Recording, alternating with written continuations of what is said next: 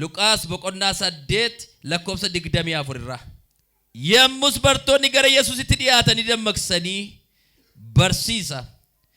barsiisa kaynoo dhumuuf jedhan. Achumaan dammaqee qilleensichaaf dhaa bishaanichaa isa hunkuramaa ture sana ifate. Qilleensichiif dhaan bishaanichaa dhaabannaan gabii guddaan isaa ta'e. Ameen. Gab godhee si ceesisa ergaa jedhuun dubbadha.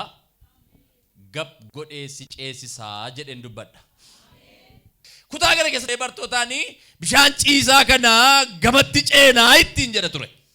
Bishaan ciisaa gamatti ceenaa gaafa ittiin jedhu gurri bartoota kanaa ce'umsa waan jedhu waan wal qabatu waan ta'eef ce'u waan jedhudha wanti keessa isaanii jiru waan ta'eef bartoonni gurra ce'umsaa kana yeroo dhaggeeffatan waa'ee waan ce'uu isaaniitiin kan wal qabatutu gurra kan biraa hin kennin karaa keenya irratti kana nu quunnama jedhanitu sodaa tokko hin qabaatiin deemsicha keessatti Yesuusin ilaalaa markabatti nam'uu isaanii ce'umsaaf.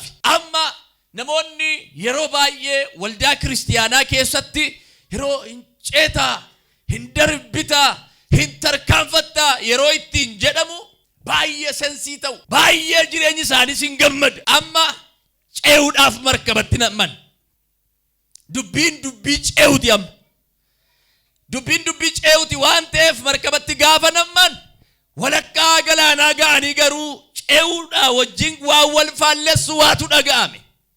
Wanta ce'uudhaa wajjin faallaa wanta isa gooftaan ittiin jedheetu dhufe. Ce'umsi jireenya dhala namaa keessatti yoo abdachiisa isa Kiristoos isaaf abdachiise yoo ta'e iyyuu qilleensa ce'uu aggadu sana damdamachuun immoo kan dhala namaati. Qilleensa ulfina Waaqayyoo dura keenya kaa'e nu jalaa dha'uudhaaf dursee nutti dhufu ofirraa faccisuun jabaannee dhaabannee lollee ilaa hamma nagaa waaqna waaqessu jennee isa irratti amantaa keenya jigfannee haala keenya loluun kan keenya haala keenya ol kaasnee garasitti abdii keenya ilaaluun kan keenya ga'ee keenya. Bartoonni yeroo sanatti waan isaan raase wanti isaan yaaddesse isaan quunname galaana irratti maaltu ta'e isaanii takka deeme qilleensi jabaan galaanicha irratti ka'e. Deemsa markabaati. Markabaan galaana irra deemama. Galaana irra deemuun immoo waan qabatan hin qabu. Qabata biraa hin qabu. Sila eenyuun herreganii ba'an. Yesuusin ilaala namni bishaan irra deemu ammatu markabni sun ittiin jigdeeti waan qabadhee ba'a jedhee yaadu tokkoyyuu hin qabu. Qabanni hin jiru. Wanta qabatanii keessaa hin ba'amne kana Yesuusin herregeetu namni socho'u Yesuusumaan herregee keessaa ba'a. Yesuusin lakkaataa namni socho'u Yesuusumaan lakkaataa keessaa ba'a. Namni waan qabata hin qabne gidduutti Yesuusin abdatu yoomiyyuu qaama kan biraadhaaf garaa kan ergisu hin ta'u. Maaliif amma raacii kan biraa waan hin qabneefi qabata waan qabatee oolu waan hin qabneefi irratti of gatee Yesuusumaa wajjin socho'utu irra jiraata malee. Innaa bartoonni kun walakkaa galaanaatti qilleensi gaafa itti ka'ee markaba isaanii raasuutti ka'u bishaanitti guutuutti gaafa ka'u alanaa isaan dhumneeoo jedhan. Dhumneeoo amma sila barsiisaan maal ittiin jedheera? Hin ceenaa hedhe barsiisaan. Isaan garuu dhumneeoodhan. Amma dubbiin wallayam maaliif wallaye? Hin ceenaa fi dhumneeootu walitti dhufan.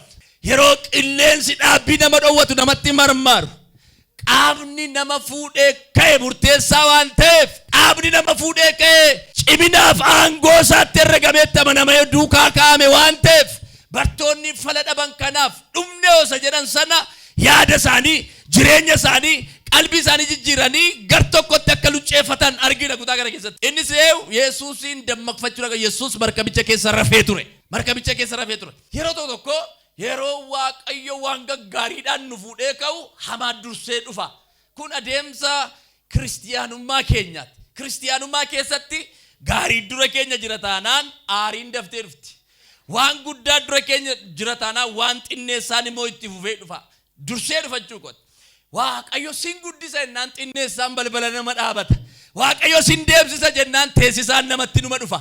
Waaqayyo sin ceesisa jennaan sin nyaachisa kan jedhu inuma dhufa. Yoo dhufeyyuu maqaa maqaan itti herregnee manaa kaane kun maqaa nama nyaachisu, maqaa nama salphisu, maqaa nama qaanessu waan hin taaneef laftati geessee itti harka mataarra keettee garamittan deebi'a jettu hin jiraatu. Maqaan sun maqaa olaantummaa guddaa of keessaa qabu, haboo of keessaa qabudha waan ta'eef.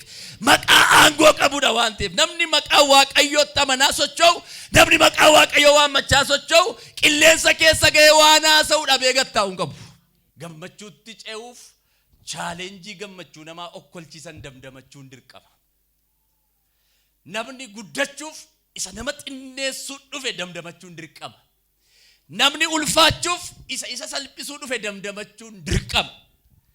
Hamma kanan taanetti isa Waaqayyo jedhe ijaan arguun hin ulfaata. Dubartoonni wanti isaan hubachuu dadhaban qilleensa Yesuus keessa rafe keessa rafuu dadhabuu isaaniiti. Yoo Waaqayyo cal jedhe dhaloonni cal jechuu qaba. Waaqayyo dubbataa taanaan dhaloonni duukaa jabaachuu qaba. Waaqayyo hin callise taanaan callisu. Qilleensa Yesuus keessa rafuu maaliif ka'anii dudubbatu isaan? Maaliif ka'anii wacu isaan? Maaliif ka'anii wacu? Dhaqanii garuu gara dhumaatti wanti baay'inatti tolu dhaqanii barsiisa jedhan tuttuqanii itti bubu'anii barsiisa nuyi dhumuuf ittiin jedhanii dammaqfatan. Dura isa si rakkise dhaqee rukutee gara keetti deebi'a. Bartoota nana maal dadhaan isin jechuu hin dhaqne gooftaa Yesuus. Isa jalqabaa dhaqee qilleensicha ifate jedha. Mata dureen jecha Yesuus ittiin ganama ittiin isaan manaa baasee geeddarsiise maal ture waan ta'eef? Qilleensa ture waan ta'eef qilleensa dheetu. Qilleensicha ifatee sana booda gabii guddaatu ta'edha. Sana booda gabii guddaatu ta'edha. Amma isa garatan dubbachuu barbaade. Isa kakuu Waaqayyoo irraa si maqse. Isa yaada Waaqayyoo irratti shakkii uumsise. Isa akeeka Waaqayyoo irratti si raase. Har'a mata duree sana dhaaman jedhan. Har'a mata duree sana rukutaman jedhan. Waaqayyo waa gabsirraa godha ganama kana. Waatu sirraa dhaama ganama kana. Inni siif gooftaa kee gidduu galuu barbaade hin dhaamayee. Qilleensa ifatee gab godhe Yesuus. Ati gara yaada kee isatti luucceeffadhu, jireenya kee isatti luucceeffadhu malee wanti inni si rukunne hin jiru. Waan jireenya kee jeeqaa ture Waaqayyootu si ifataye. Mee hin ifatama hedhaame. Jedha dubbataa hin ifatama hedhaa. Kana booda deemsa keetti gufuun akka hin taa'amne. Deemsa keetti chaalenjiin akka hin taa'amne. Deemsa keetti akka kanaan dura mamii wayii akka hin uumamneef. Inni siif kakuu kee raasaa ture hin ifatamaye. Kaabana manturra dila bagas. Ebino jena manturra la bagati radia. Hin ifatama. Hin ifateedha. Facebookiidhaan, YouTubein, fuula televizyiina mo'aatiin nu daawwachaa kan jirtan. Diinqa jirtutti, safara jirtutti. Naannoo nam hin jirre sana qilleensi sitti naanna'ee gassi haasofsiise sun har'a ulee gooftichaan ifatama. Kabana diinarsiya. Dhukkubsachaa kan jirtan, geengoo gidiraa keessa naanna'aa kan jirtan, Waaqayyoo diinqa sanaa dhufee isa si rakkise si ifata. Jesus Christ. Olkaasime harka kee maqaa Yesuus. Waan ati itti naannoftee jigsuu dadhabde sana harka isa jabaatu hangi godhee ni ta'a. Mee ameen jedhii iyyiti. Si to'atameera ganama gan. Mataa si caalee sagantaa Waaqayyoo irraa si fuudhee na deemu. Mataa si caalee karoora Waaqayyoo irraa si fuudhee na deemu. Wanti nama raase, wanti jireenya namaa jeeqe yeroo kamiyyuu utuu hin kufin hin hafu. Ifatee Yesuustu gad deebifnaani gabii guddaatu ta'ee jira. Erga gabiin ta'e booda maal taatanii amantii irrattanii? Ela lakkoofsa 25 kana booddee Yesuus maal taatan maaf amantiin keessan irratti an akkasin jenneedha Yesuus. Maa amantii irratti hangama jedheen isin fuudhee ka'eedha. Maaliif amantiidhaa irrattanii? Maaf amantiin keessan irratti? An waan gamaatiin an isin fuudhee adeeme. Maaf amantii irrattanii Yesuus. Yeroo tokko dhukkubni sitti baay'ate ka Waaqayyo biyyan jirreetti kan waan hin taane si haasofsiise.